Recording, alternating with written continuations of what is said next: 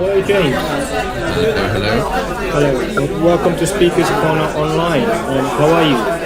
I'm very good, thank you. Good. Thank you for agreeing to come onto the panel for this interview today. I am one of the moderators on Speakers Corner Online, and I shall conduct this interview. A quick message to all the listeners. If anyone has any questions for James, you can ask him directly by coming into this debate arena 1, which is located on our website, www.speakerscorner.online, which will then be asked in the Q&A session. James, you do not have to answer any of the following questions if you prefer not to, and you are free to ask me to repeat any question if I am not clear. So let's start. Can you confirm what your religious or spiritual position is? I don't follow any religion, and I'm not sure whether or not there's a God. I normally call myself agnostic. Okay. Why do you criticize Islam so heavily? Because I think that there's a significant risk of Islam having a negative effect on society in the future, and I think it already causes harm at the moment, and I think it would be better if people were more aware of some of its harmful teachings and harmful consequences, and then those problems could start being addressed. Those are some of the main reasons. Okay, Thank you for that. What is your biggest success at the park? Biggest success? I don't know. I have some arguments that I kind of feel happy went well, or that kind of thing. But I know in a way, kind of, you aren't exactly sure what effect each kind of argument you have will have on the rest of the world. And so I'm not exactly sure. Like, if I had to pick one, then I know I thought it was worthwhile sort of asking Adnan Rashid why he was in a lecture with Abdullah Faisal, and why he kind of told the Muslims there to support Abdullah Faisal. I thought that it was a good thing to ask him, because he hadn't been publicly asked that, and I thought it was worthwhile. That's a great answer. Thank you, James. Is it true that you have claimed the Prophet Muhammad was epileptic? If so, where did you find the evidence for this? I think the idea that Muhammad is epileptic is quite well supported from the kind of Muslim sources about his life. And so I think it's a strong possibility. People can always kind of cast doubt on certain aspects of Muhammad's life, like from a sort of very revisionist stance. Like, some people kind of cast doubt that he ever existed, that sort of thing. But I wouldn't go that far, but I feel that compared to a lot of things about his life, like, there is kind of like a decent amount of evidence to suggest that he may have been suffering from temporal lobe epilepsy and other to get onto the second part of the question, several psychiatrists have examined reports from his life, and kind of as though it were a patient history of sorts, and they've thought that temporal lobe epilepsy was a very likely diagnosis.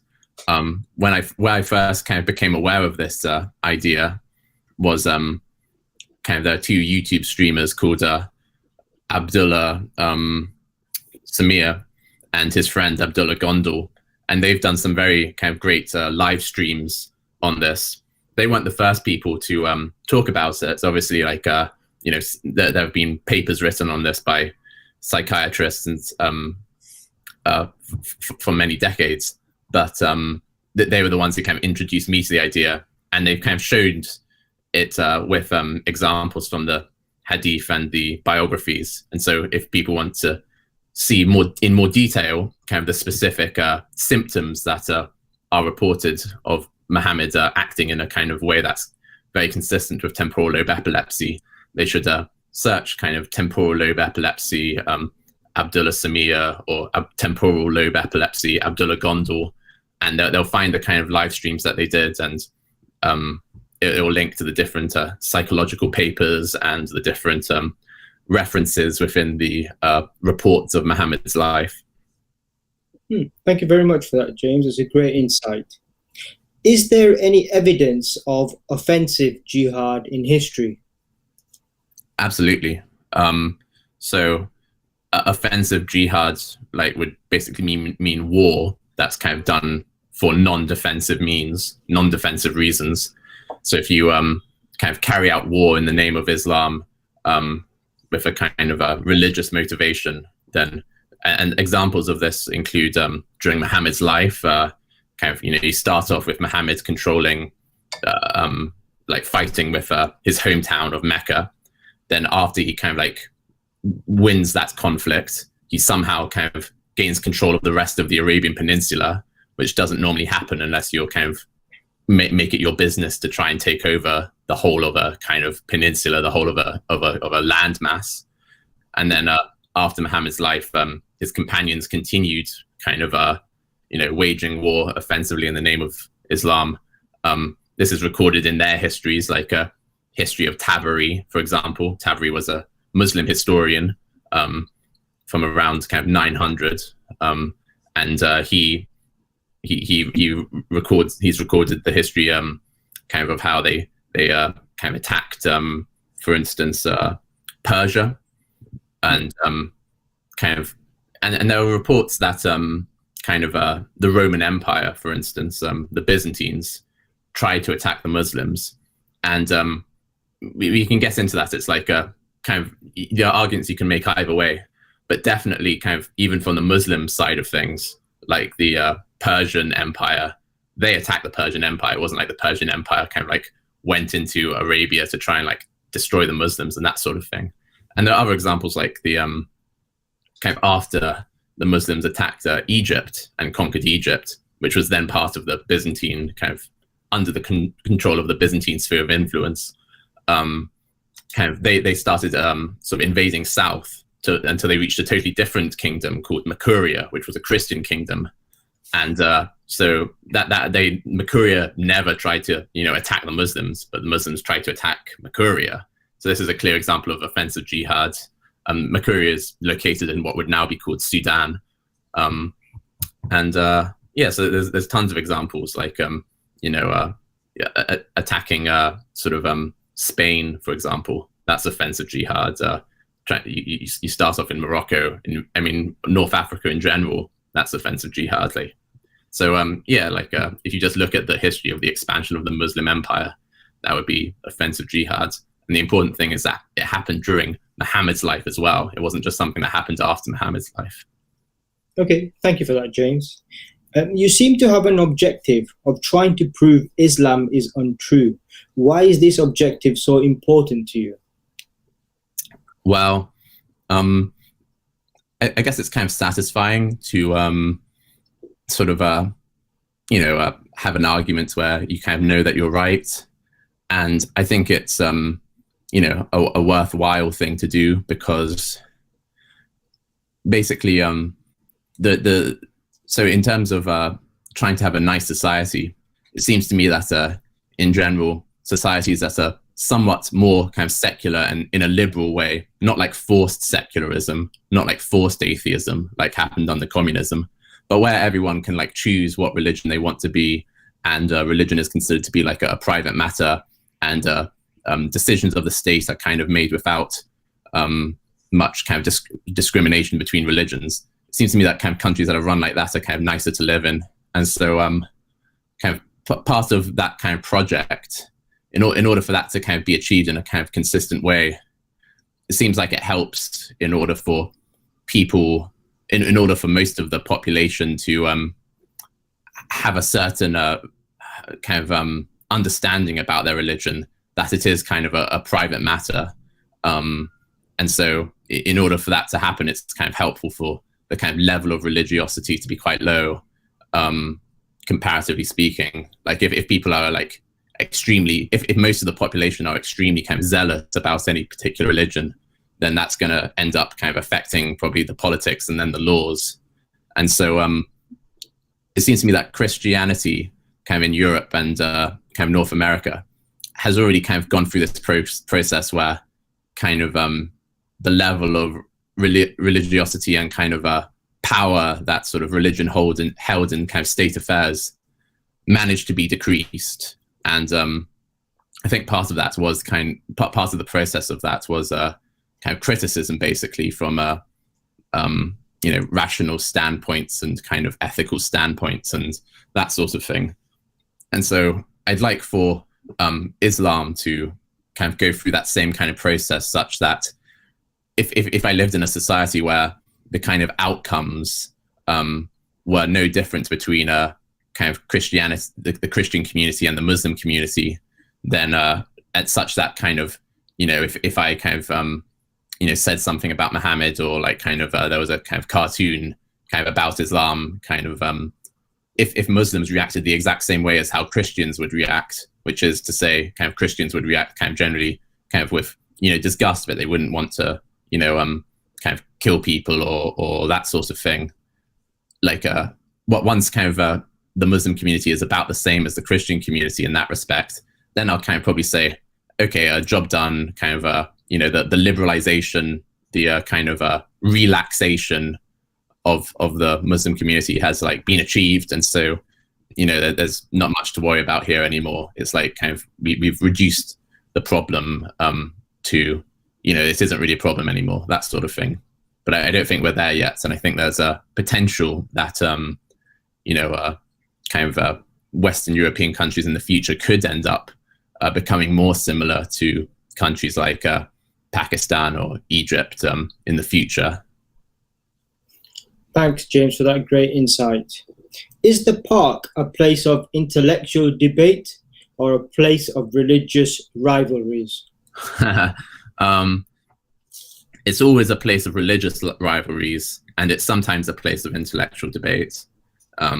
So yeah, a lot of the time, in general, kind of the level of discourse at Speaker's Corner will be quite low because there's a lot of shouting over people, and people are so used to expecting that the person they're going to talk to is going to be ungenerous in their interpretation, or is going to kind of want to cut them off and sneak in and not give them a chance to speak.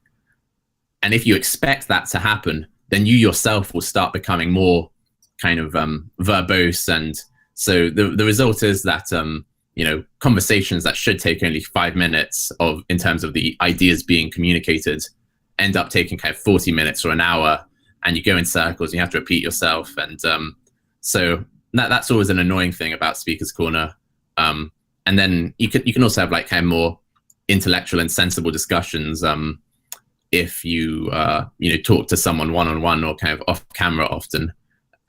Occasionally you'll get like a kind of an argument which is both kind of public, i.e. it's being recorded and there are a bunch of people watching, and where both the people engaged in the argument kind of expect a certain standard from themselves of kind of trying to make sure that their points make sense and holding themselves up to intellectual standards. And then you can sort of get a debate which is both sort of high energy and not rubbish. But it's not that common. Thank you, James. A quick message to all the listeners. If anyone has any questions for James, you can ask him directly by coming into this debate arena 1, which is located on our website, www.speakerscorner.online. The questions will then be asked in the Q&A session. Let's continue, James. You famously once took on Adnan Rashid and accused him for supporting ISIS. He strongly denied the accusations you made. What is your current position on that debate? Well, that seems like a slight misrepresentation, because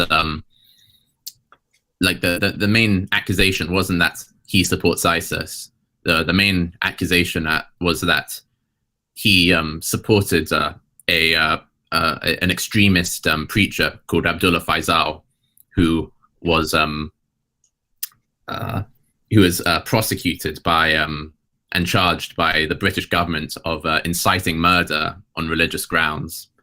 And if anyone like Googles Abdullah Faisal, they'll find the types of things that he used to say, and there are tapes of him saying these things to his congregation, like spreading these teachings of kind of inciting murder. And so I asked him kind of why he did that. In the course of him denying and lying and saying that he was never there, he went on to say something along the lines of like, as I recall, he said something along the lines of, I've always condemned ISIS, something along those lines. However, that jogged my memory of how in, I think, 2015 or 2016, another Muslim personality called Dawa Man, aka Imran Mansour, published a video on YouTube wherein he kind of accused Adnan of telling him not to publish on YouTube a video which Imran Mansour had made, where Imran Mansour condemned ISIS. And so he showed these text messages where Adnan said something, as I recall, along the lines of, brother, kind of, don't condemn ISIS. This isn't kind of your level, or you aren't knowledgeable enough to refute ISIS. You should take down this video, kind of, he might have even, if I recall, kind of said something along the lines of like, the situation isn't clear yet, or something like that. And so that's kind of a suspicious thing to do, because you shouldn't need to be kind of a scholar or, an extremely knowledgeable person in order to condemn ISIS. And so that doesn't seem to be like the most that doesn't really, that explanation of, say, like the excuse that might be offered might be, oh yeah, like he also condemned ISIS, but he wanted someone more knowledgeable to condemn them. But that doesn't really stand up to scrutiny. That doesn't make much sense to me. It seems to me that, like, even a lay person kind of should be more than capable of condemning ISIS, and it would be a good exercise for all people to do, whether they're kind of very knowledgeable or a little knowledgeable.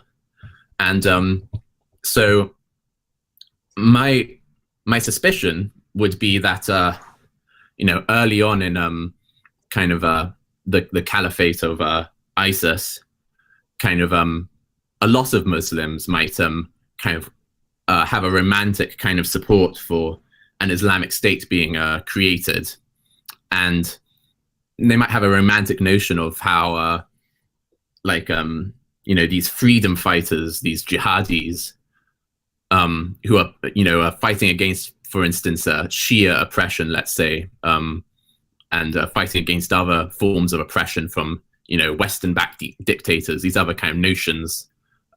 So lots of Muslims might kind of imagine, once they initially hear, oh, that these people have declared a caliphate, they might think, oh yeah, good on them, that sort of thing. But then kind of when reports start coming in more and more about the fact that this caliphate is executing kind of journalists and kind of taking Yazidis as sex slaves to emulate Muhammad and his companions, how they waged war, and that they're killing Shias as well, or kind of giving people kind of questions at checkpoints where they ask them to recite certain verses of the Quran or that sort of thing, or ask them basic questions about Islam to check that they're Sunni. And if they don't answer the questions correctly, then they'll assume that they're kind of a Christian or non-Muslim, and then kind of take them prisoner. Like, once kind of a Muslim starts hearing those kinds of reports, then their kind of then their kind of confidence or good feelings towards this new caliphate might be kind of shaken a bit. However, they might still have like a bias where they kind of want to believe the best about this new caliphate, and they might kind of sort of they might have their kind of pet sort of fantasies or favorites, kind of favoritism, where they kind of like don't want to believe such reports until it becomes very abundant. And so kind of during the first couple of years of ISIS's reign and caliphate, that might well have been the situation for Adnan, where he kind of wanted to hope for the best, and so he wanted kind of other Muslims in his circle kind of to not be quick to judge them or that sort of thing. And that might account for why he kind of discouraged Dawa Man from publishing a video condemning ISIS. However, the second part of the question was, what do I think now? Like, I think kind of he probably kind of can't sort of deny these reports anymore, and so he also kind of would condemn their actions, or at least some of their actions. Thank you for that. I can't speculate. I mean, I guess I have kind of speculated, a fair amount, but I've kind of some of his actions kind of speak for themselves in a bit. Like, end of the day, like, Dawa Man did bring texts which Adnan never denied, showing that Adnan really did kind of try and persuade Dawa Man to take down his video condemning ISIS. And so that fact needs like a fair bit of explaining, and a lot of the explanations offered kind of don't do a very convincing job in my eyes. Thanks for that clarification, James. Also want to make you aware you've just received a £5 tip from one of our listeners today. So well done. Why do you not discuss any other religion apart from Islam? This goes back to kind of my first answer. Like, I just consider other religions to be a lower priority because I think that Islam has a greater potential for having a sort of greater negative impact in the future, because it seems to me that kind of the level of religiosity and kind of Christianity is sort of declining, and all the other kind of religions aren't growing very fast at all.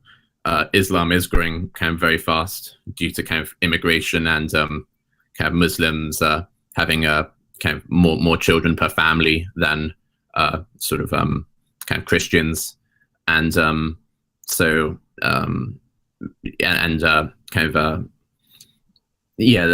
a number of like kind of specific issues where kind of clearly Islam causes more of a problem than any of the other religions do, at least in the UK. So the issue of terrorism, let's say, like religiously motivated terrorism, kind of, there have been a lot of examples of that happening in the UK from Islam, and barely any from any other religion in the UK.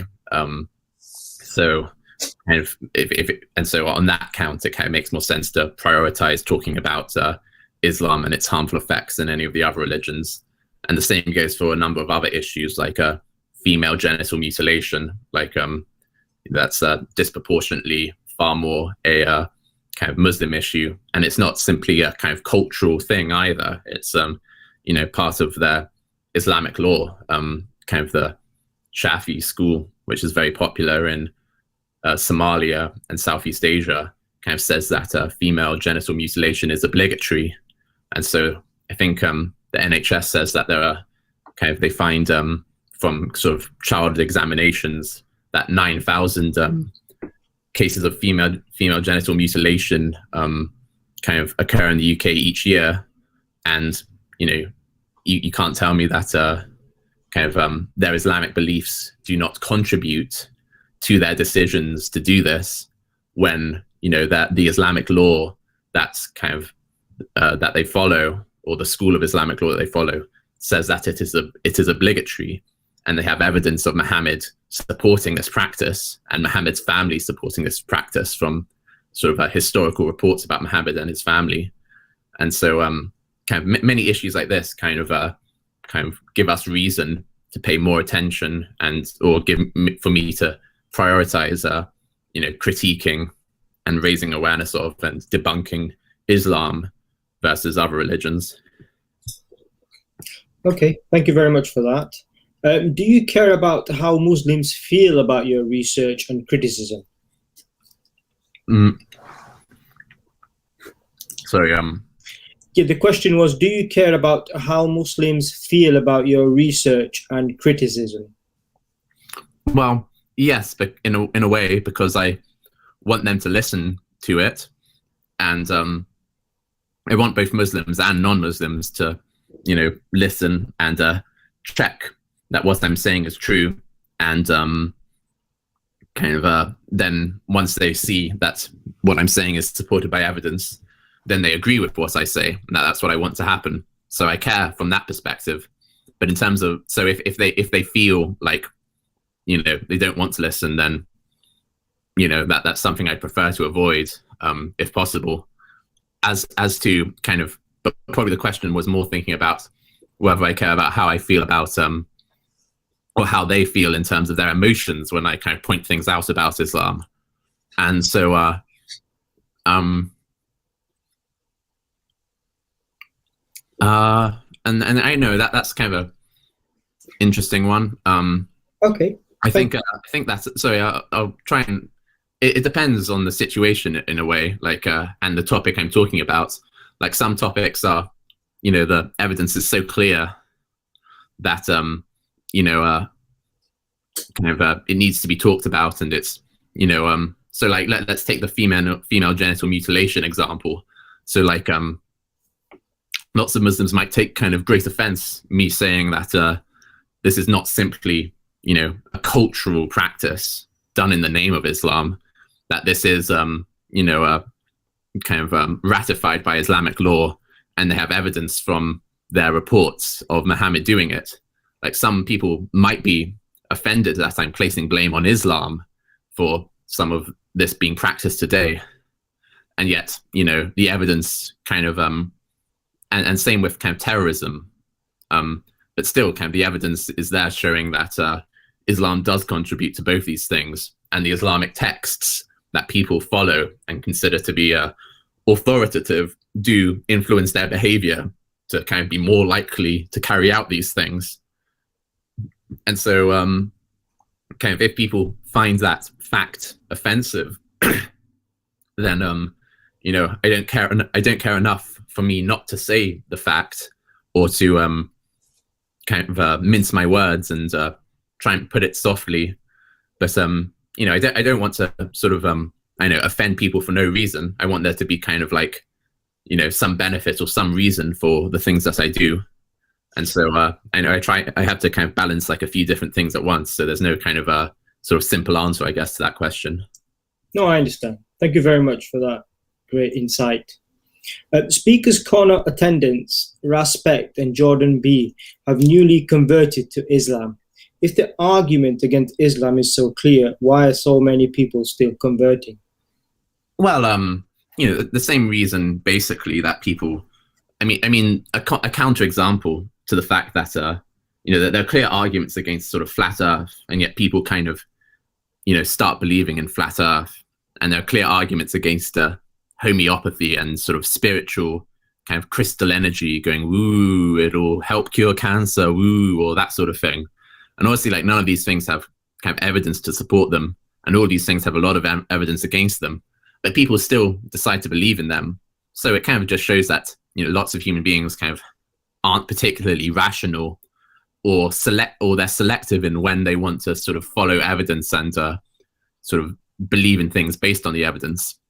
Most people spend most of their lives being quite rational and believing in things based on evidence. So, for example, if someone comes to them and says that they have an elephant or something, then they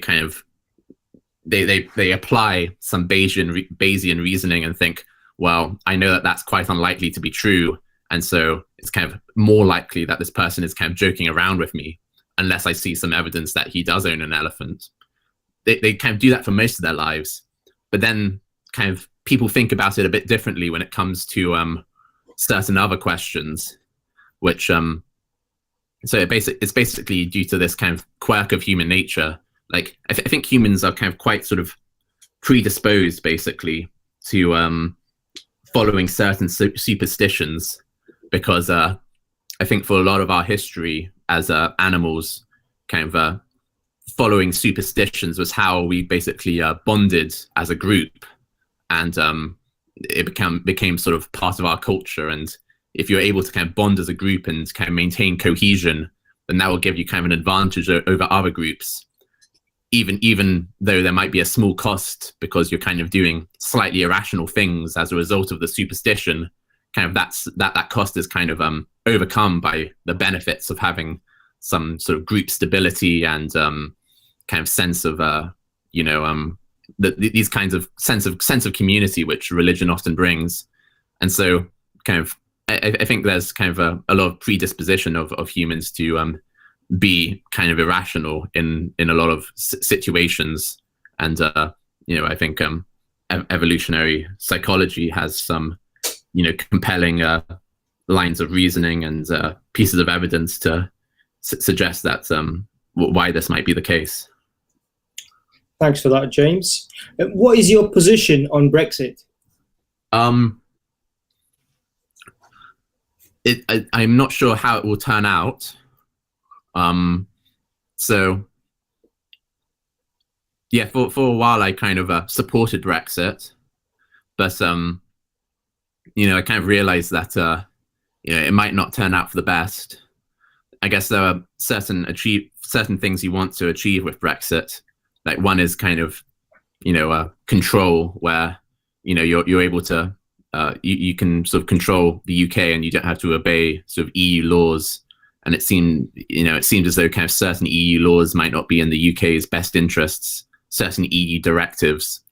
But that benefit of being able to kind of control yourself might not be worth kind of certain other consequences kind of economically. So it's hard to tell how it will pan out. Sometimes in ruling, in a governance, you need to make a judgment call, and there isn't a sort of clear evidence what the best call to make is in that time, and so you have to kind of no one can tell. So we'll see how it pans out, I suppose. Thank you. What is your opinion about the coronavirus? Basically kind of the mainstream opinion. Like I don't have any sort of strong opinions about it that differ from kind of what you'd hear kind of on the news.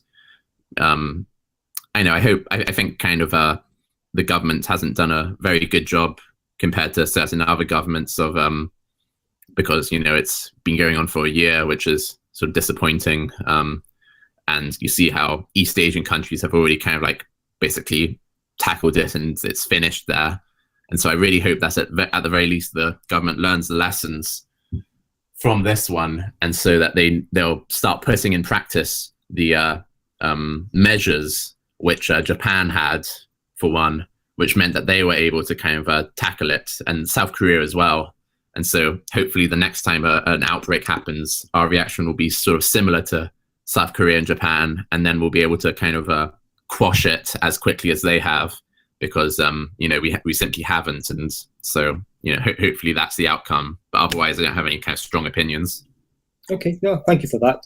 A quick message to all the listeners: if anyone has any questions for James, you can ask him directly by coming into this debate arena 1, which is located on our website, which is www.speakerscorner.online, which will then be asked to James in the Q&A session.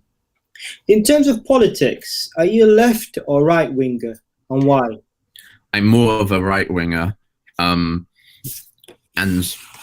the reason why is I think the left today seems to have a lot of kind of lunacy in it, kind of woke social justice warrior stuff. I know things like saying that masculinity is toxic, things like saying that kind of critical race theory. If people can Google critical race theory and the website New Discourses, they'll get a kind of a comprehensive kind of look at the types of things that I sort of find suspicious of to do with the left. I guess there's other reasons as well, like I'm kind of influenced a bit by people like Thomas Sowell and Roger Scruton. I think there are some sort of rational kind of engineering type arguments to be made in favor of conservatism, which is basically goes along the lines of once you have kind of a system that's working quite well relative to other systems, and this applies to almost any domain, it becomes a lot harder to kind of make it work even better. Sort of any change that you make, especially when it's a complicated system, I should say, is more likely to kind of make things worse if you just make a random change. It's like if you have an engine and you kind of optimized it to work pretty well, then it becomes a lot harder to make it work even better and even more efficiently. You're kind of in terms, the only way you can like make things work even better is to have the level of technology kind of increase, like some entirely new technology that just opens new doors. And so this is the kind of pattern that we see in history. Basically, the system we're talking about is the kind of social rules and laws that society runs by, this kind of social institutions. And so you become kind of quite optimized for sort of running a society that way. And for a long time, kind of Britain has been one of the kind of best running societies. And then when technology allows for totally new kind of opportunities and like solve some problems that were previously kind of very hard to solve, then you can like then you can make some sort of big changes to the previous social norms. Like one example might be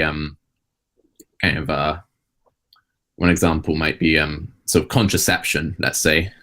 So like if before you had a problem where kind of, you know, having sex kind of very often produces you know, a new life, a new human, and so that's a big responsibility. And so kind of as a result, in order to kind of solve that problem, you probably it's very sensible for you to have norms of behavior where kind of sex kind of is strongly encouraged to only happen in kind of circumstances whereby if pregnancy.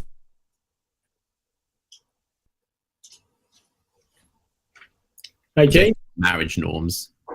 So is something you want to say? Yeah, I was just going to say we lost you there for a couple of seconds. Oh, okay, sorry. So yeah, I mean, basically what I was just trying to say is that yeah, it's kind of a rambling answer.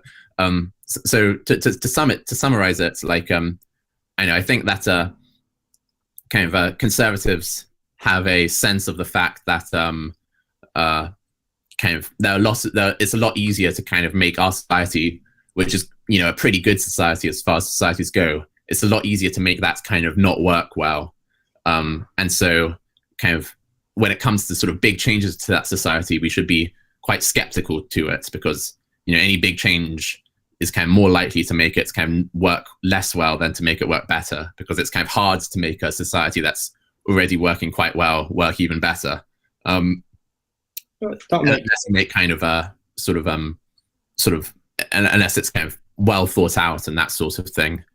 And the other thing is that, like, yeah, often like kind of sort of socialism, like, seems very liable to kind of utopian thinking, kind of you know, it seems like kind of there's something very juvenile about imagining a kind of a socialist kind of country. Like you know, people tried that and the data is in, you know, the experiments have been won, and the track record is that socialism doesn't work very well, and the utopian thinking, the utopian kind of desires don't pan out.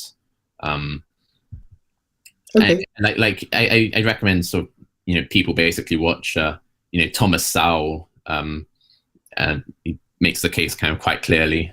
Anyway. Thank you. Would you ever stand for election? Probably not, no. No. Okay. There is a growing movement within the British white community which is pushing for the deportations of all non-white people. What is your position on this, and why do you think the movement is growing? I'm not sure if the movement is growing. Like, that seems to me to be, you know, most people would consider that very extreme and disagreeable. The way it's, yeah, I'd say that's kind of disagreeable. I don't agree with that. Like, what I will say is that,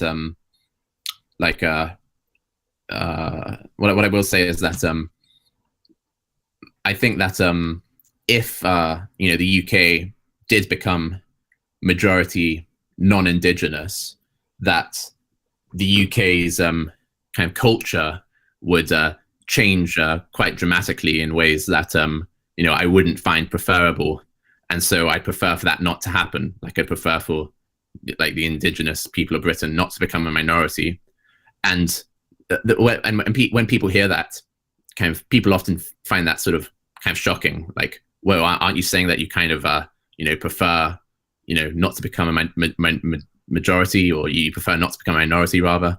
But the thing is, though, that almost every kind of nation of people, if you go there and you kind of talk to the Indigenous people and you ask them, you know, would you prefer to sort of remain the majority, like the Indigenous majority in your country, or would you prefer to, you know, for, you know, due to sort of immigration, you become your people become a minority in that country within kind of a, you know, sort of a number of decades, or do you not mind whatsoever? Most people would, like, I'm pretty sure, would pretty firmly say that they prefer to remain the majority. And I have like a number of studies that like support this conclusion. Like, I've looked into it. Like, questions about sort of polling about immigration and things like that. And so, yeah, I think like I want to say something about like kind of diversity and kind of multiculturalism, that sort of thing.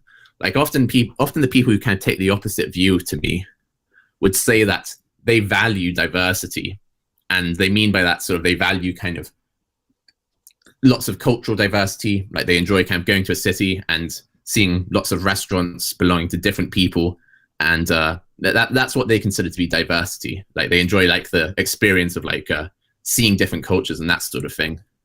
But if you value kind of cultural diversity, then what you should be doing then is you should be trying to kind of conserve the different cultures and sort of keeping them alive in their kind of natural form, because it's the same as if you value biodiversity, right? Like lots of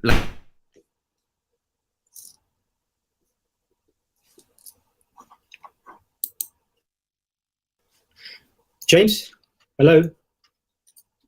He's dropped out. Hey, sorry, should I start again from a few seconds ago? Yes, please, because we lost you there. Yeah.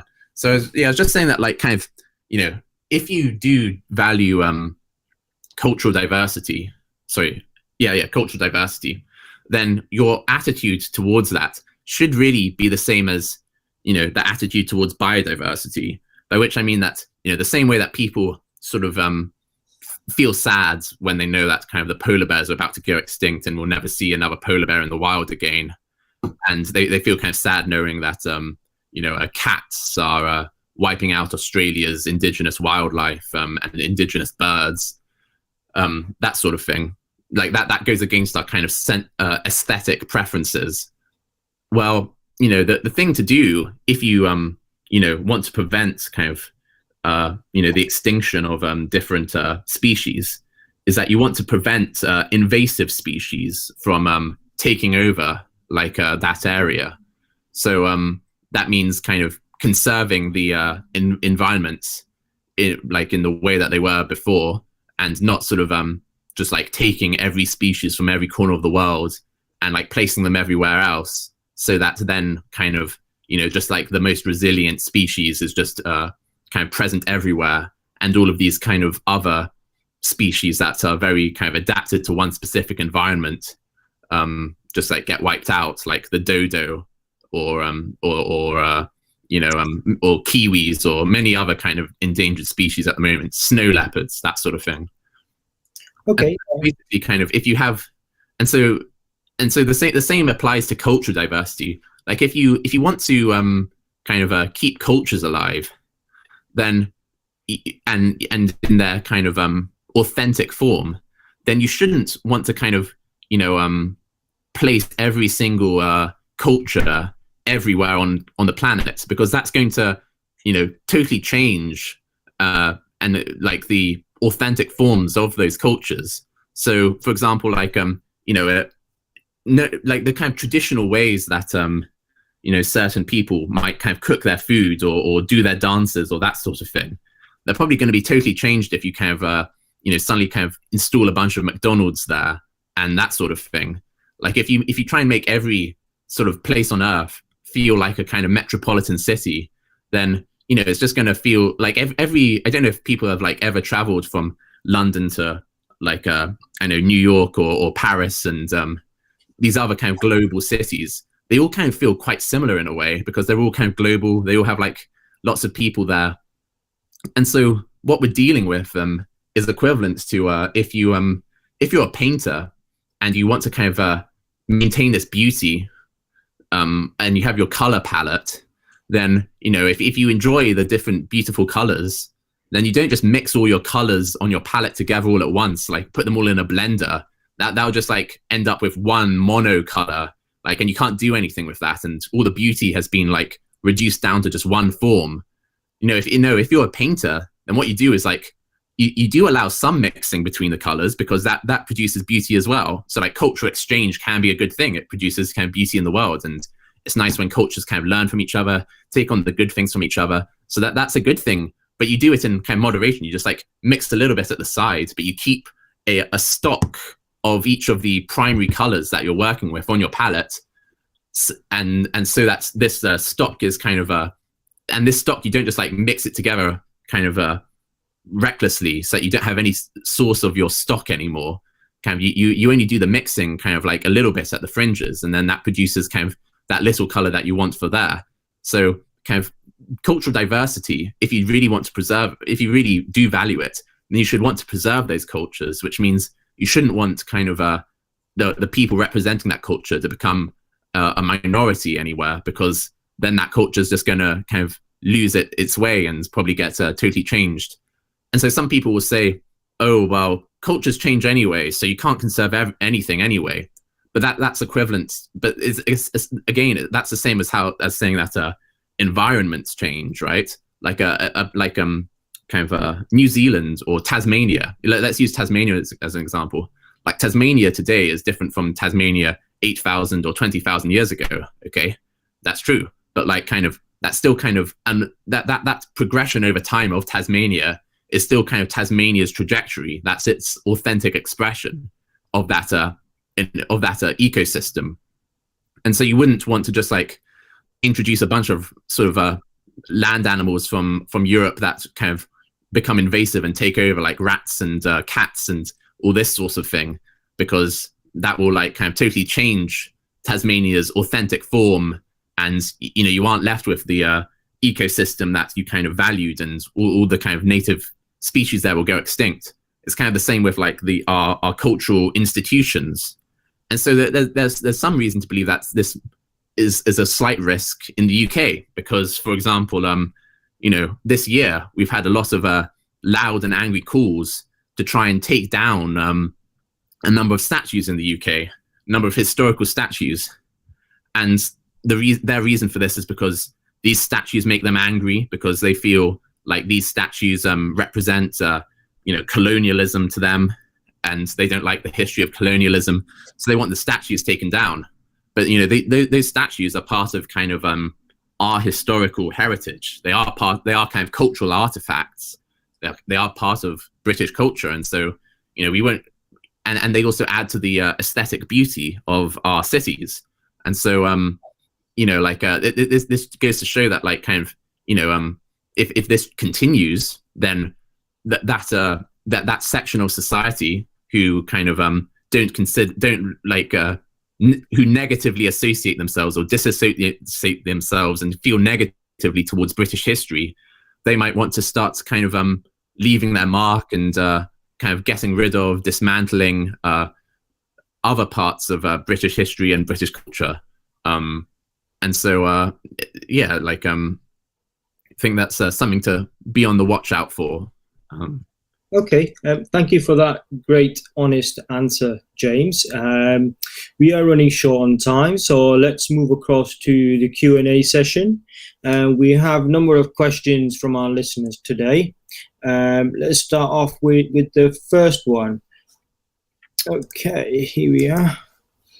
By the way, I can stay a little longer than I said, than an hour, maybe like an hour and 20 minutes or something, because I took a long time on the interview part. No, that's fantastic. Thank you for that. James, do you think Muslims have contributed anything positive to society? Yes. Okay. Let me expand a little bit. Not necessarily because they're Muslim. Like, I'm not sure if their Muslimness has necessarily contributed anything positively. I'm not saying for certain that their Muslimness kind of hasn't, but the first answer that came to mind would be like, obviously there are lots of Muslims who kind of abide the law and kind of pay taxes and kind of start businesses and that sort of thing, and those are all kind of great things. That those are all positive contributions. We're very glad for that. But I'm not sure if like any of those things are kind of like necessarily linked to their being Muslim. Like perhaps a distinction could be made between saying that Muslims have contributed good things to the UK, but I'm not so sure Islam itself has. But that's something worth thinking about more. Like I haven't thought about it a great deal, and so maybe people can think of examples would make me change my mind. But those are my kind of initial thoughts. Okay, thank you for that. Did you feel like a gangster after the Adnan Rashid debate? No. Okay. James, do you feel religious countries such as Saudi Arabia or Israel should stay out of other countries' policies? Well, every country, I mean, you know, every country has its interests to try and make sure that it has good relations with other countries, and to try and make sure that you know, it has good business relations.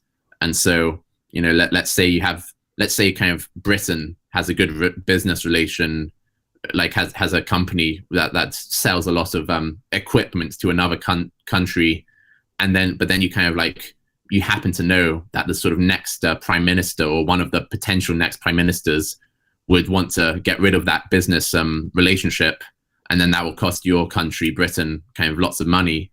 Then you know, you might have reason to sort of ask around and say, you know, try and avoid that from happening. And then it becomes down to, well, what means are acceptable to try and avoid that? Like,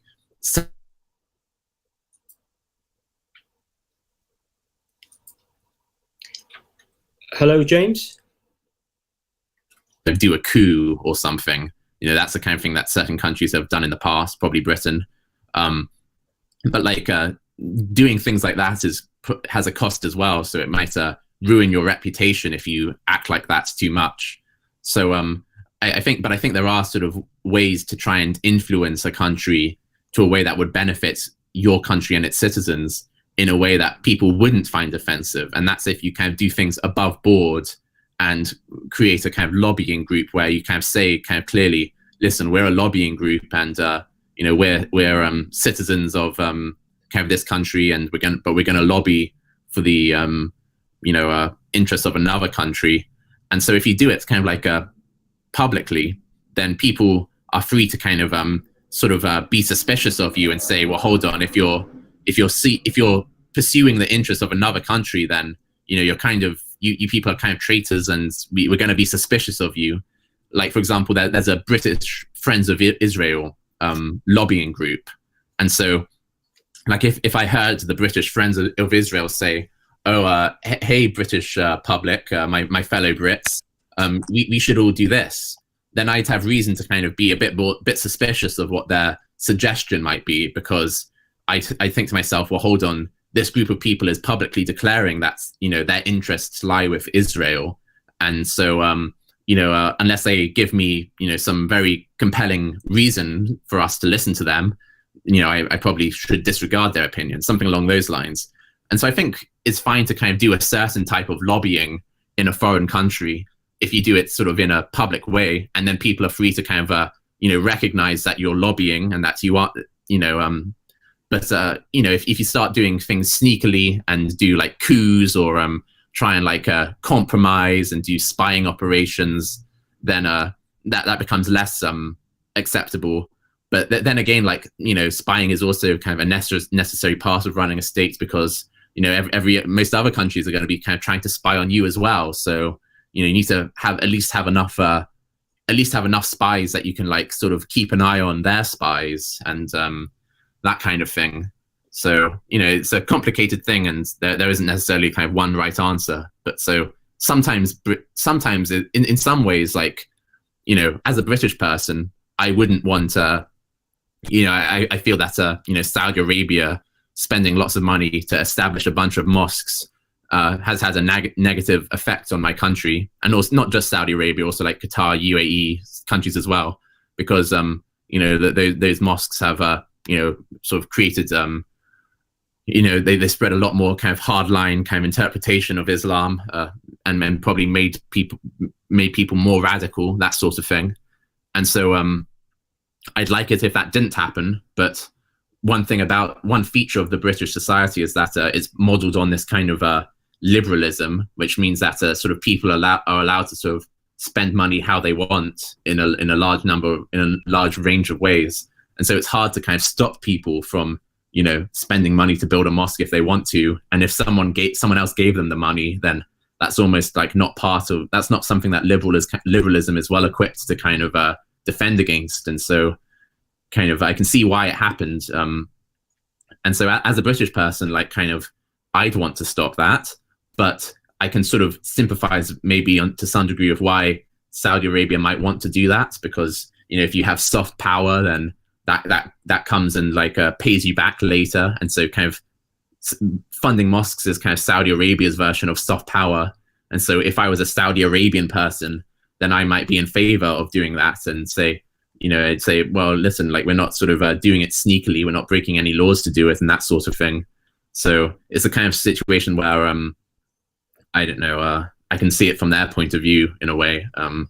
But you know, I kind of oppose it, but I can't sort of necessarily say that I kind of, you know, condemn them for it, that kind of thing. But it's the kind of thing probably I need to think about a bit more if I want to come up with a very kind of consistent and concise position. Okay, thank you for that. Just to make you aware, one of our listeners have just done another £5 tip donation for yourself. Thank you very much, whoever's doing that. You don't need to. You don't need to.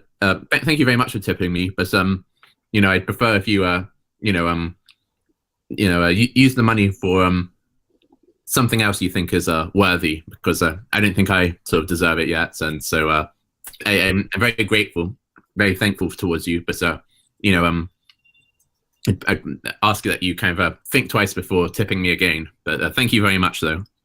Okay, James, what's your view of the Abrahamic religions worldwide, such as Christians countries, with reports of child abuse to West Bank crimes?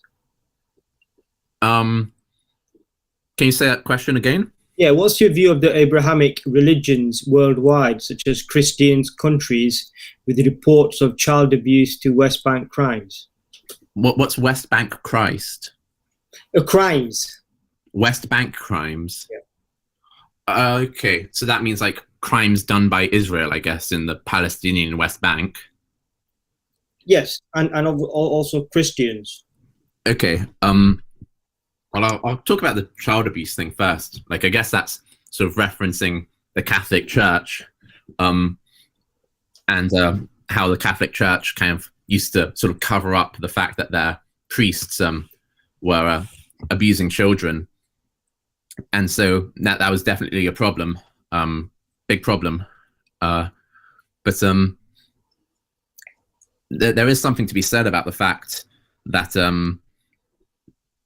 kind of in some ways the Catholic Church, I think, is ahead of the curve compared with a number of other religions, because the problem is that when you give kind of a religious authority and kind of a sort of community-wide authority to religious people, and then give them a special access to children, that kind of creates the environment by which sort of child abuse is likely to flourish, and especially if you kind of hold them in sort of such esteem that you kind of, they can't be questioned, and so their reputation is such that they can kind of shrug off or kind of overpower you if your child accuses them a lot of the time. And so, like, basically kind of the cat's out of the bag with the Catholic Church, and they've kind of owned up to it, and so they're sort of doing more to kind of try and tackle the problem instead of just like hiding and covering it up, whereas other sort of religions aren't at that stage, basically. So like in Orthodox Jewish communities, this problem is very rife, and what happens in Orthodox Jewish communities is that their religious custom is such that it's extremely frowned upon to go to the police for most legal matters, like child abuse or rape or that sort of thing. And so kind of when these things do happen, they're strongly encouraged to kind of just like talk to another rabbi about the rabbi that is abusing their child, and then the rabbis will do exactly the same thing as the Catholic Church has done, which is just they kind of tell the person who's been accused that they should kind of move to another Jewish community, and they kind of like just set them up there, and then they kind of like just try and hide it under the rug and that sort of thing. this happens a lot in Orthodox Jewish communities. People can like Google this about how it's happened in kind of in the UK and also in New York and that sort of thing. And the same is also true of in like madrasas in the UK and Pakistan. Like there's a story by AP. If you search kind of AP News, Pakistan madrasas child abuse, you'll find an investigation that they did showing this kind of endemic nature and how often kind of the authority of these madrasa leaders is such that you know, if they you know, when they have an opportunity to abuse these children, if the children tell their parents and the parents sort of speak up, then the rest of the community will kind of side against that family and that sort of thing. And so, you know, huge numbers of these things happen. And so in both these cases, kind of if you kind of try and say that, you know, this is an endemic problem and that this is a systematic kind of repeated pattern of behavior whereby instead of actually investigating these claims seriously, always kind of sort of the normal thing that happens is kind of either it's kind of like brushed off, or even when there is quote unquote justice, it just ends up being that the sort of religious leader is kind of told to go somewhere else, and there's no kind of real justice for it. And so, but they're at the stage still where they're kind of trying to cover it up, whereas the Catholic Church is at the stage where they're trying to kind of actually root it out and get rid of it. And so, you know, often people sort of seem to think that the Catholic Church is in a worse position than these other religions because of this child abuse scandal. But like, in a way, they're actually kind of in a better position because they're actually not necessarily for any through any virtue of them, but maybe because of the virtue, maybe it's a reflection of the society that they're kind of based in. But basically, the end result is that the Catholic Church is kind of at a better stage of kind of trying to eliminate the problem because they're actually owning up to it and kind of not trying to kind of hide it under the carpet or kind of protect the people who are committing the crimes anymore, whereas these other communities still are. And there's like a documentary that Channel 4 did about this happening in the UK madrasas, where kind of when sort of the sort of teacher who's like you know, employed the imam or whatever at the madrasa at the sort of mosque is sort of found to be kind of abusing children, that they just try and sort of take care of it internally. You know, they don't go to the police and that sort of thing. Then they just kind of like tell him to sort of be employed at another place. Like they set him up somewhere else. And I can't remember the name of that documentary off the top of my head, but I could find it for anyone who's kind of interested. I don't know if there are comments that could be left here, but I guess if this is being streamed to YouTube, then I could like, if people want references, then I can leave it in the comments section of the YouTube video. Yeah. Or if you want, you can just leave them in the timeline on our website. Then everybody can pick them up. Oh yeah, I'll do that. Thank you, James. James, do you feel socialism has a place in British society? What religion? No, socialism. Socialism. Yeah. Yeah, it depends what you mean. Like by socialism, like a degree of socialism, I guess we could talk about. Like it's good to have like a degree of the government owning something, that it's not all just kind of private citizens owning things. So you want a degree of that, like the army, let's say, you want that to be controlled by the government. Like the NHS is an example of a socialist system, and I think most people would agree that it's working well. So yeah, you want kind of, I guess, a degree of socialism. The kind of socialism that kind of Karl Marx talked about, where it's you know, completely you know, like the workers who own the means of production, such that private individuals would not be allowed to kind of own companies where they sort of employ other workers to kind of work the machines that they owned or that sort of thing. I don't think you'd want that. Like that would be kind of telling people that it's illegal for them to start companies and start enterprise. And so, you know, that never really works very well when you have sort of strong socialism like that. But yeah, like a degree of socialism is fine. Like a little bit of socialism within a broader capitalist context, like we have in Britain and many other Western European countries, and you have a bit more of it in like sort of Sweden and that sort of thing. that that can work quite well. And the American system, where you have a bit more capitalism, that also seems to work well. Yeah. Okay, yeah, that's fantastic. Thank you. What are your thoughts on interracial relationships? I don't have much in particular. Okay, what about people of different ethnic backgrounds who have adopted the British culture of way of life? So I guess this is in response to like my previous question. Like, yeah, obviously that's perfectly possible. It's quite hard to do that totally. So, example of like totally adopting a kind of British culture would be like, there are cases of during sort of the American frontier days, kind of certain Native American Indian tribes would sometimes raid these pilgrims trying to travel across America, and they'd kill the adults, but if they had sort of young babies, they'd like take them into their tribe and raise them like as one of their own. And so those babies who'd be raised by sort of the Native American Indian tribe would have a totally Native American Indian mindset, because and so this is equivalent basically to if a British couple adopts a Chinese baby, then that Chinese baby is probably going to grow up with a totally British kind of mindset and way of thinking and culture. And so that's what like total assimilation would be. And so it's pretty much almost impossible for an adult to undergo that, because if you're raised in a different culture, like if let's say you're a Chinese man raised in China, have all your formative years in China, then move to the UK as an adult, you're most likely always going to have that kind of Chinese way of thinking, and then sort of the British way it's not going to come naturally to you, and so you're probably going to pass on to some degree your kind of Chinese upbringing and Chinese culture.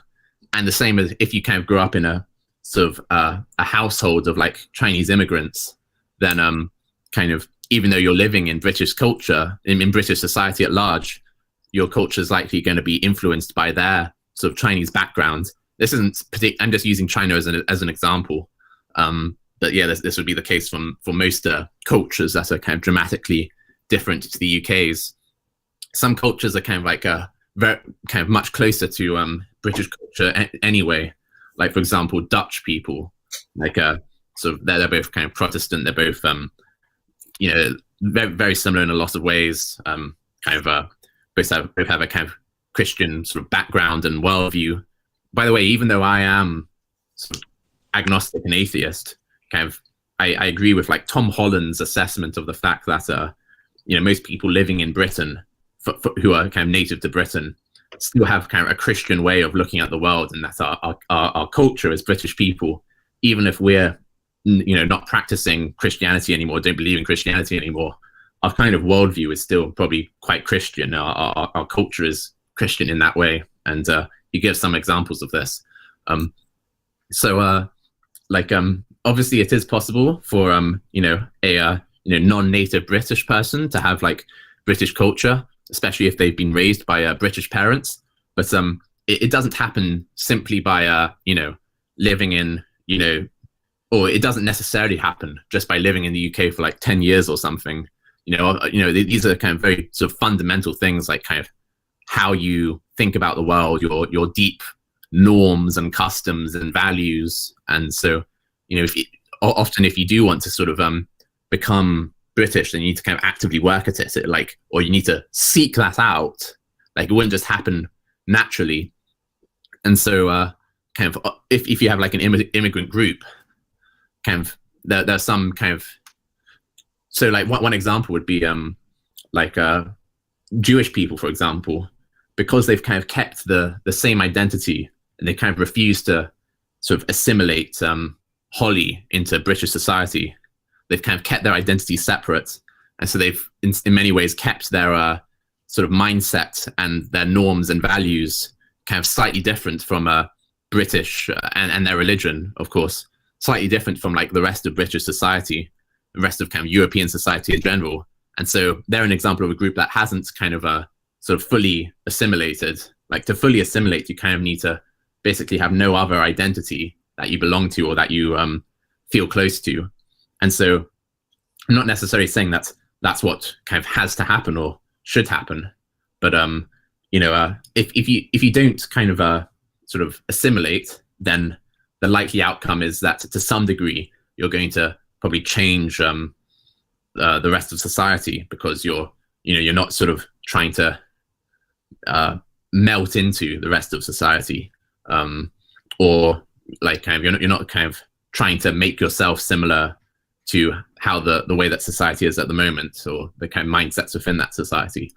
And so I know that, again, there's like and there's different ways that it can pan out. Like, I know you could for instance get a community who sort of live together and kind of over many generations, because this community just kind of grows, and they kind of keep kind of doing most of their socialization within their community. Like, it could be that they'll never assimilate very much, and they'll always kind of have a sort of different culture, different identity, different mindset, kind of like a little, that would be kind of multiculturalism in the sense that, within the same country, you have many different, totally foreign cultures from the other parts of the world, which kind of never assimilate or never kind of become close to the country that they've kind of moved to. And so that can lead to conflict and fracturing and sort of tensions. Like, if two groups of people kind of do things different ways and they're kind of living quite close to each other, then that's kind of quite likely to lead to more conflict than if you just had a homogeneity. So there can be downsides to that. Okay. Thank you very much for that great insight.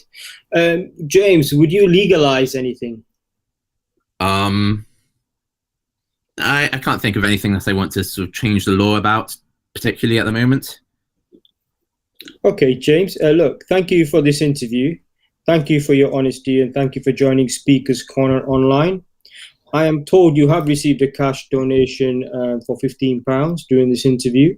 We shall contact you in regards to paying this over to you, or anywhere that you'd like to send the amount to. This concludes the interview. Thank you for your time today. Thank you very much. And thank you for whoever donated that. Yeah, very, very kind of you.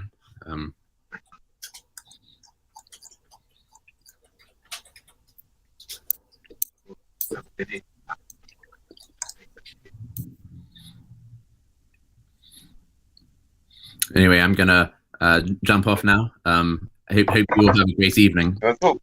Yeah, debate can continue now. Other members or listeners can be unmuted, and they'll be able to chat with you, James. Okay, I'll stay for another like 10 minutes just to say hi or that sort of thing.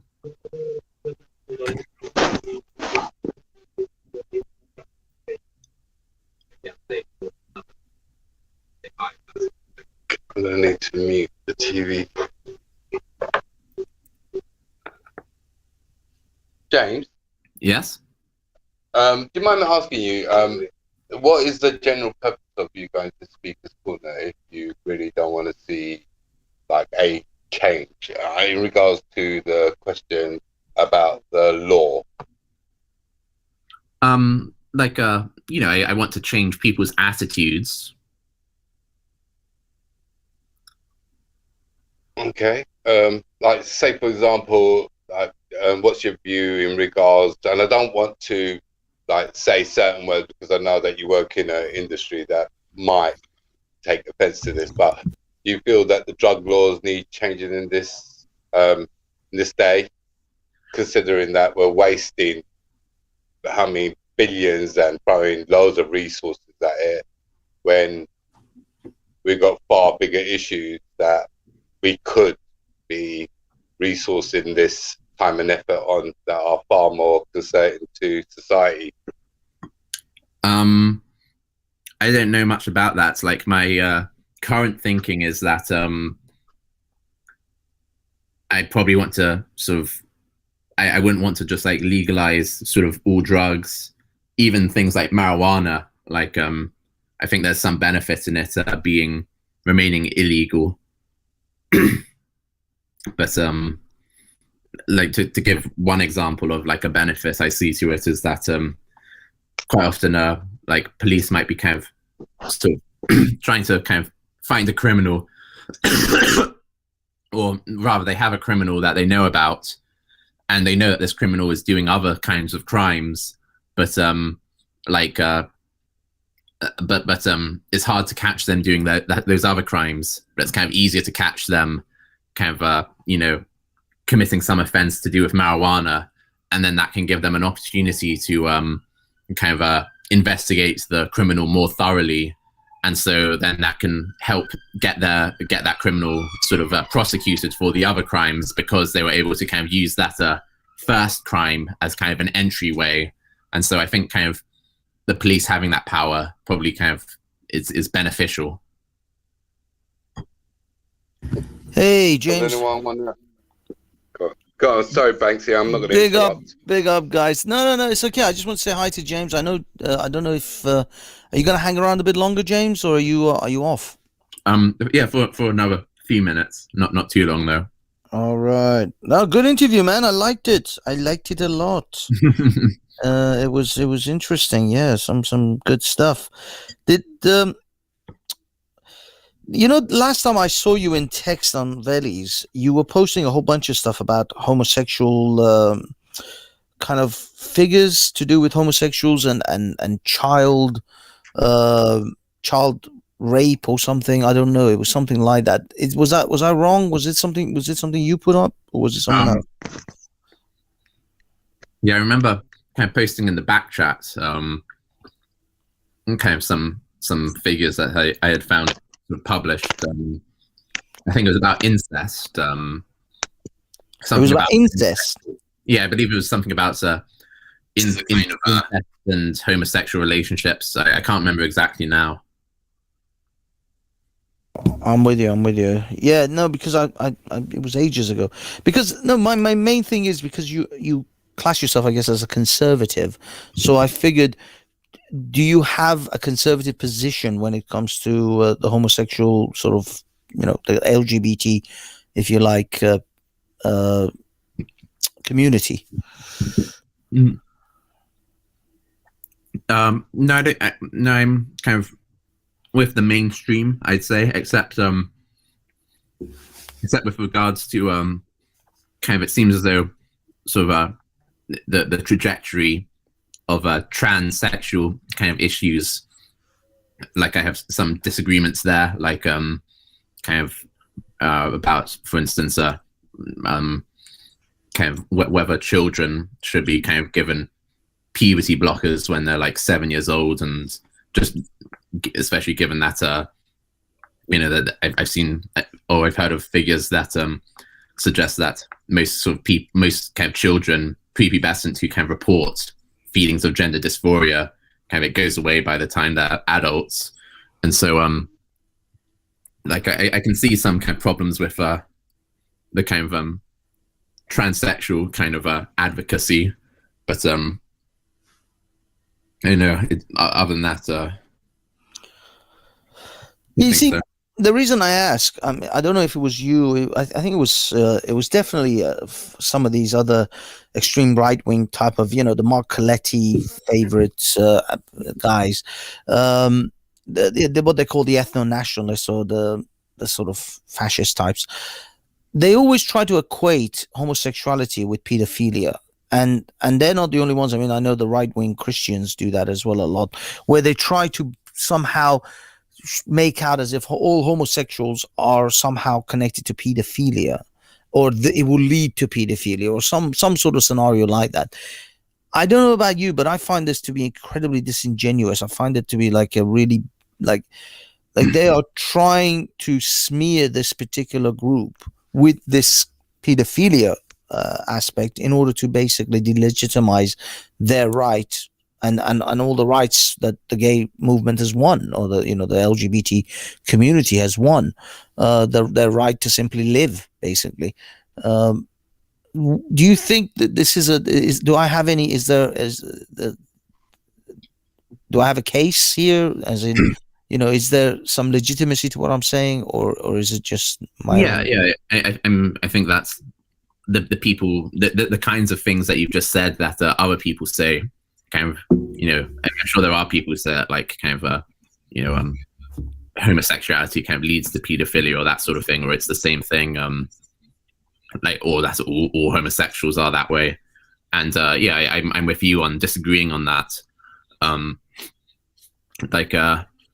know, like, I feel like there's a more reasonable thing that could be said, which is that I know I came across a post sort of saying something along the line. It showed kind of like a kind of sentiment from about 15 years ago, where like people were talking about gay marriage, let's say, and they're saying like kind of 15 years ago, just saying like, oh, they just want the same rights as everyone else, and it showed kind of homosexual people wanting the right to get married, which I agree with. I think they should have the same sort of legal. They should be entitled to the same kind of legal unions and legal status, that sort of thing. Yeah. But then it showed like, but nowadays, and then it showed a kind of like a sort of there's a kind of gay parade basically, where kind of there are some homosexuals kind of in a fetish gear, kind of like anthropomorphic kind of animal fetish gear, where they kind of like were sort of dressed up as like, I know, ponies or dogs or that sort of thing, nearly naked, and they were kind of like crouched as though they were meant to be sort of like play acting these kind of animals. And there was like a child kind of right next to them, like a little girl, like kind of 6 years old, kind of in a, kind of like looking at them and like sort of with curiosity and that sort of thing. And one of the sort of comments that had been highlighted was saying, why should you think that there's anything wrong with this? The only reason you have to think that there's anything wrong with this is because of your Christian hang-ups of morality. Like, there's no harm being done here. And so kind of like there are some currents, let's say, there are some currents of within the kind of broader community, within the sort of totality of people who identify as sort of homosexual, who sort of don't see much value in these kinds of protections for children to kind of keep them away from a sort of sexual content and like a sense of kind of propriety, kind of like that being improper, and they kind of lack that, and they kind of want to sort of spread their sense of, they don't see anything wrong with that. Yeah. And so I can see why people would be kind of concerned about that, that kind of thing. Yeah, this is I agree with you. I think up until the point of gay or LGBT community wanting to have equal rights in the sense of equal rights by marriage or marriage, some kind of union contract, which the government will then recognize, because that led to a whole bunch of other discriminatory behavior where a gay couple, the husband, or the other, if one of them fell ill, the other one wasn't allowed to go into hospital and visit them, because only next of kin and married couples were allowed to, or they wouldn't have any rights to inheritance or any of these, some like serious fundamental things which a wife or a husband would have rights to.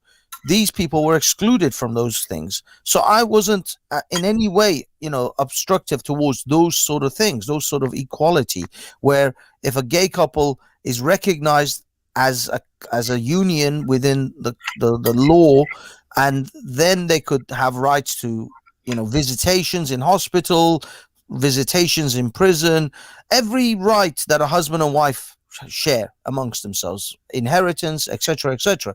Now those things, no problem. I've never had any issues over that. But then we go from equal rights for, let's say, gay couples to be recognized as a couple or be able to get a job without being discriminated because they're gay, to assless chaps walking down the road shaking it in the face of a 5-year-old. Banksy, do you mind me interrupting for 1 second? That put aside is one thing. There's images in Soho Square where there's a guy literally has his mouth firmly placed where a man's arsehole would be, and he's literally spreading the man's cheeks. And like, for example, the equal rights, it doesn't extend to that. And Exactly. this is where people need to understand that there's a right to do something, and then there's the right to abuse it, and then to get prosecuted for it. And this is where I think our government is failing them. And James, what I was going to ask is, what do you feel would be the correct response in somewhat like bringing this to a conclusion in regards to this transgender? I mean, how far would a right be acceptable in say, for example, a society that you would like to see? I mean, the actual policy way of kind of accomplishing what we want is always kind of a lot trickier than sort of identifying what we want. So I don't know what would necessarily be the best policy steps to take, but like, I mean, basically, kind of, we need to kind of rewind the clock a lot of it. Like the way things are going with regard to kind of, you know, I don't think that 20 years ago, like any doctor would kind of sort of prescribe sort of puberty disruptors to kind of 6 or 7 year olds, or puberty blockers and stuff. Yeah. And so, you know, just go back to like, just kind of say, you're going to change it. And, you know, if there must be records of what the sort of laws were at that point in time. And so we, like, with regard to like the NHS guidelines of puberty blockers or that sort of thing. So just kind of find those from a certain year and say, we're going back to these, I guess, would be one solution. Yeah, I mean, the thing is, look, again, this is where things get a little bit blurry in very, very rare cases, like Sophia Lewis, for example. I think you may or may not know Sophia Lewis, James, but I know certainly Hassan and I know her really well. And she's a person who would have literally committed suicide because she was identified as having gender dysphoria. And if she hadn't done her transition at the age that she did, she may not even be alive right now because she would have gone through serious mental hardship. So in that rare case, which I think they're as rare as, diamonds on the beach, they should be, they should be allowed to do that. But the problem is, this is a rare event. This is a finding a unicorn in the woods kind of a situation. This is not something that happens regularly. And the problem is, now we've got a culture where if a girl or a boy says, I want to be a princess, or I want to be, I don't know, Ken instead of Barbie, then, like, this is an 8-year-old who's saying, I want to be a man. We don't allow 8-year-olds to make any decisions of any value. That's why we don't let them drive. We don't let them have drinks or access to firearms. I can't wait. Or 1,000 I can't wait. I can't wait until they're asked to be. I say I can't wait until they're asked to become an attack helicopter. That's the one that yeah. And then make a wish, then brings it to life. I mean, that would be fantastic. I need to jump off now, guys. But it's been a nice talking to you. Take it. James, thank you very much. Thanks. Awesome. I think we better go. Last time we took over. Take care, brother. That's not cute. Take care, my man. I'll talk to you soon. Have a good one. Later. Bye-bye. Bye-bye.